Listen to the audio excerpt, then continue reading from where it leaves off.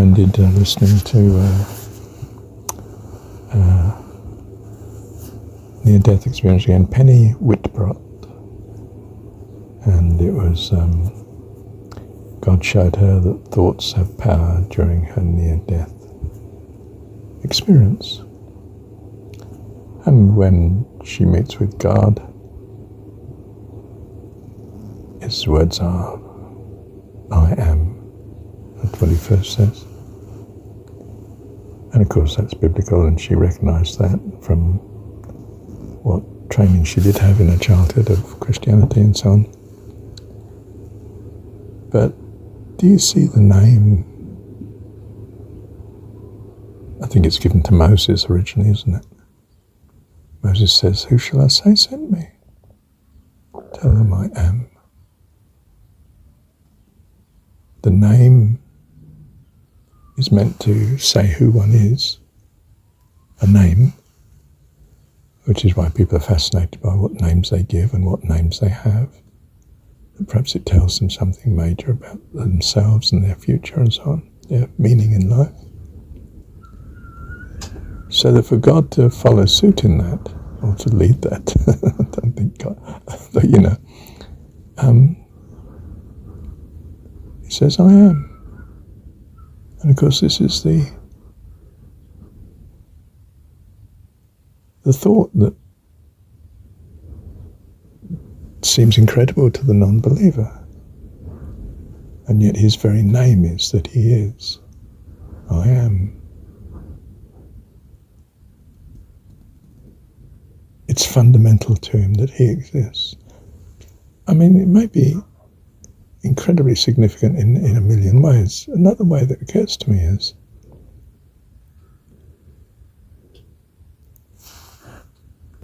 I am what being is, which, as I understand it, if understand is an appropriate word to use here, I take it to mean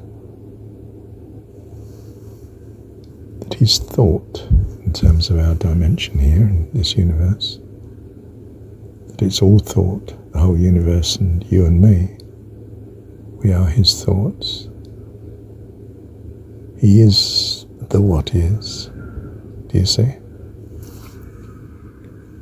I mean, all things good, and the creator of all is implied by that. He's the one that is, as opposed to everything that's not created.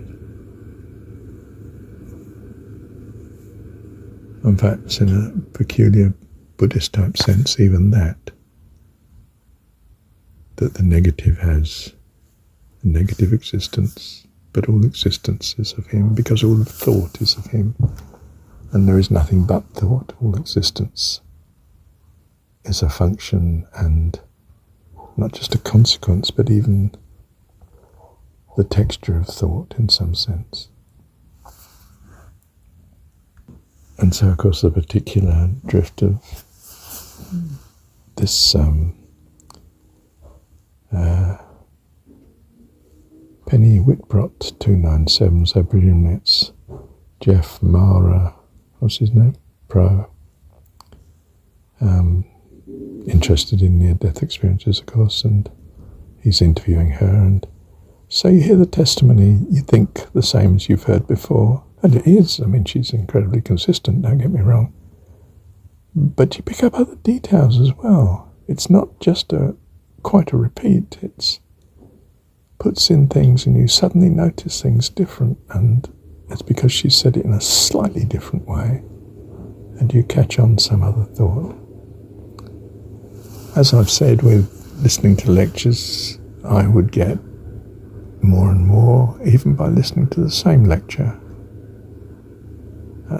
reading the same book. I mean, how many times have I read the autobiography? How many times have I read John 17? I mean, just, whoa, dear, a lot. And I used to think it was the test of Scripture that Scripture kept on feeding you. And it's a quality of not just Scripture, but anything that, I don't know, is touched, blessed by God, I suppose I mean. I don't mean to worship it, but I do mean to give it appropriate attention. If it's blessing you, return to it. Read it again. Watch it again. Think of it again. Tell people of it again. Give it its due.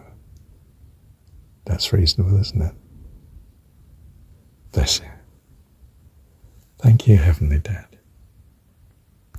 So to return to the essence of where I started, thoughts have power. Whether it's the thought of wanting God to exist and therefore being willing to fancy such and to run with such to see what the effect is, transforms your life, opens a door that you never dreamt was there. Portal is the word that would be used now, into the eternal. Thoughts have incredible power. Fundamental one of the Jesus story, his ministry, according to John 17, is entirely thinking that God is your heavenly dad, lovely dad. Changes your entire attitude to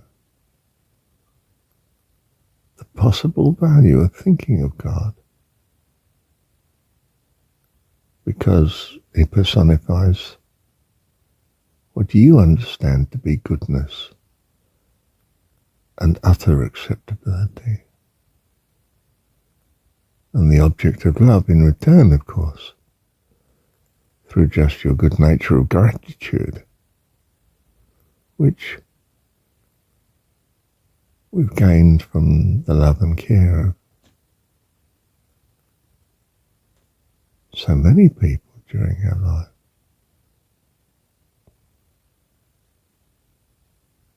Tiny ways and in major ways. Thoughts have power. One of the major things I thank God for are good thoughts of him, because that's transformed my my life into life eternal.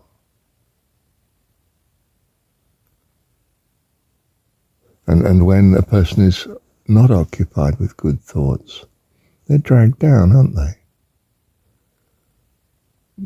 With, say, irritableness or depression or anger or feelings of revenge. Thoughts have power. And we gladly entertain the freedom that we have to choose good thoughts. And sometimes we don't have that freedom. And we can simply give ourselves the right environment, the right reading, say, of Scripture, to turn our mind, or the right entertainment from a video, a talk, or something lovely, to turn our mind. And having changed the mind to good thoughts, we're blessed again. Thoughts have power, and recognizing this gives us a handle on the way to go.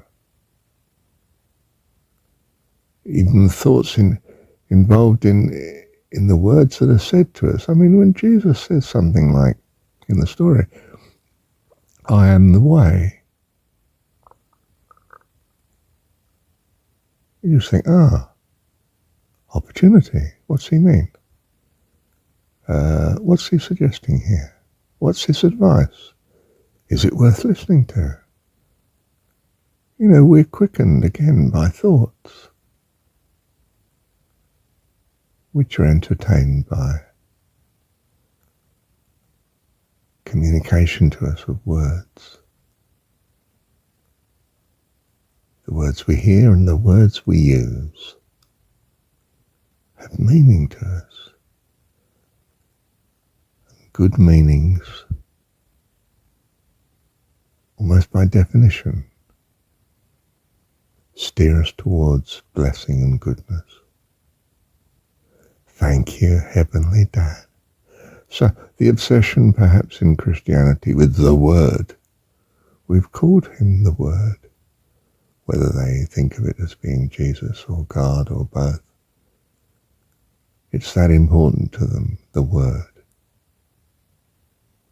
And even in such things like the Word became flesh, well, that's what the story says, that in some sense he personifies the Word that is of greatest value in the all of life. And it is the words, the thoughts, that go with the words, I suppose, that are this handle that we have on the option to steer a good life or otherwise. And even words of encouragement which help us to enthuse towards choosing the good.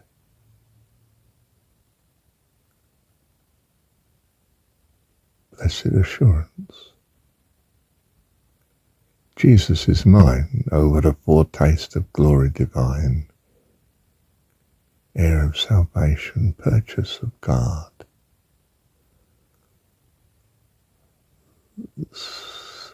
What's it?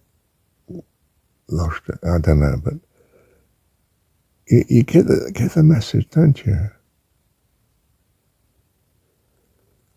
The sheer thought of Jesus as a personification of all that is good is a rescue in itself. Never underestimate the effect of what you choose to think of and your ability to choose the good. And you will find you're rocketing towards heaven. Bless you. And you are blessed in this way. Thank you, Heavenly Dad.